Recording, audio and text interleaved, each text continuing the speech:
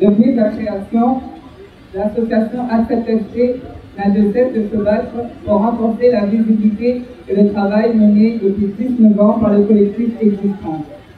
Aujourd'hui, donc, nous tenions à présenter notre reconnaissance pour le travail accompli. Aujourd'hui, si nous sommes présents ici, c'est pour vous parler des hommes et des femmes transgenres que nous accompagnons au quotidien au sein de notre association. Parler de leur parcours, de leur réalité et des situations dramatiques qu'ils vivent au quotidien. Avec nos peu de moyens, nous essayons de les permettre d'accéder aux soins et aux droits, mais nous rencontrons de plus en plus de difficultés face à la demande grandissante. En 2014, nous avons ainsi accompagné 2405 personnes au sein de notre structure. Mais ce qui nous révolte le plus, c'est d'être témoin de cette transphobie intériorisée et portée par chacune de ces personnes. Jour après jour, ils doivent faire face aux difficultés rencontrées en raison du VIH. Oui, le sida existe toujours, et non, aujourd'hui encore, on n'en vient pas.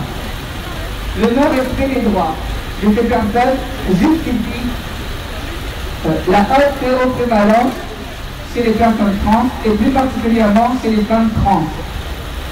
Comment continuer à se battre lorsque certaines personnes trans doivent faire face également à la répression de la prostitution? Répression qui leur enlève le seul moyen d'avoir une autonomie économique et un peu de dignité. Comment continuer à se battre si aucune alternative concrète n'est mise en place et si l'existence de projets adaptés et une transphobie dans le milieu du travail rend impossible toute soi-disant réinsertion sociale? Oui, toutes les personnes trans ne souhaitent pas se prostituer. Et c'est pour ces raisons que nous réclamons au gouvernement de faire très attention à ces lois qui, dans leur état actuel, mettent en danger la vie de ces personnes concernées. Aujourd'hui, nous souhaitons également avoir une pensée pour toutes les personnes trans incarcérées. Nous n'avons de cesse de dénoncer le non-respect de leur transidentité et leur difficulté de vivre leur transition, et exigeons un changement de la législation carcérale.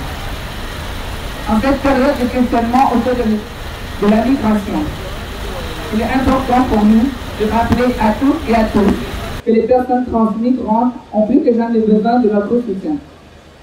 À ACTFC, nous avons constaté une augmentation des demandes et de l'accueil des hommes trans migrants, ce qui traduit une réalité de l'existence de persécution des personnes trans dans ces pays.